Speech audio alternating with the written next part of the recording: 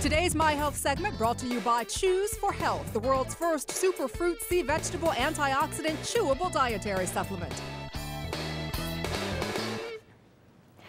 Well, you know, with today's hustle and bustle world, stress can definitely take a toll on all of us. But stress doesn't just affect us mentally. According to the American Psychological Association, get this, 77% of us report having physical ailments due to stress, just stress.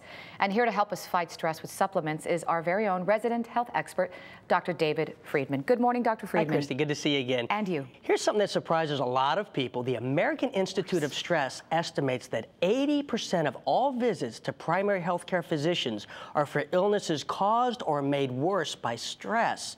A lot of ailments. This includes high cholesterol, high blood pressure, even heart disease. It goes on and on. Stress goes far beyond an emotional component. And these are serious health issues that you're talking about. So what do we do about it? Well, first thing I want to mention, if you're a coffee junkie out there, you may want to think twice. Oh, no. You think that it's helping you stay energized during the day, but in reality, here's what's happening. It's taking a toll on your adrenal glands. Caffeine stimulates the adrenal glands, and that produces adrenaline, which puts your body in that fight or flight mode. Coffee also elevates a stress hormone called cortisol. Your immune system is also weakened when the stress hormone is high. All right, so my stress level was here when I first started talking to you, and now I have it here because I'm the Cuban coffee queen. Oh, no. And I can't break that habit. Well, you got to break the Java craze. Let me tell you how. Reduce your intake of caffeine. Simple tactic, black tea, highly recommended. Let me tell you, it's very robust, it's strong flavor, tastes great with cream, and it has half the caffeine as coffee, so it's easy to break that in half. Decaffeinated green tea is another option I recommend. Still gives you that morning jolt, but it's loaded with phytonutrients and antioxidants which help combat stress. All right, but I have to insist again because I get up at 5 in the morning, I'm exhausted. Right. I grab that Cuban coffee. It's, you know, it's my morning mojo. Well, if you start your day with my next suggestion, you won't even need that morning jolt of Java. Top on my list of best stress-reducing nutrients is vitamin B12.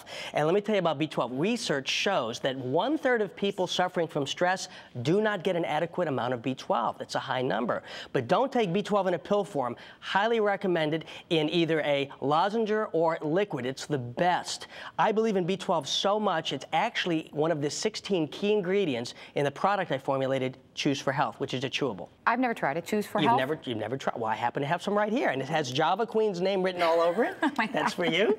So I'm going to try to learn to replace this with my Cuban coffee. Doctor, I'm not sure, but we're still talking about this. Now, as I get one, let me ask you something. How do I know if my levels of B12 are too low? Well, age is one sign. Oh, thanks. Well, you don't have to worry about that. It only affects people over the age of 50, and you've got 20 years to go for that one. Actually, over 50, you produce less acid in your stomach that absorbs the B12 in the diet. Also, if you drink a lot of alcohol, if you're taking oral contraceptives, you may be B12 deficient. Vegans, they're at risk. Most definitive way, of course, get a blood test if you really want to find your levels, but there's some warning signs that may indicate you're B12 deficient. Here's a few. Being forgetful, having a lack of focus, and if you have a loss of energy, you may be B12 deficient. So what other kinds of nutrition can maybe we take to help alleviate stress? You want to try an herb called valerian root. Actually, I've recommended it for over 20 years to patients. It's fantastic.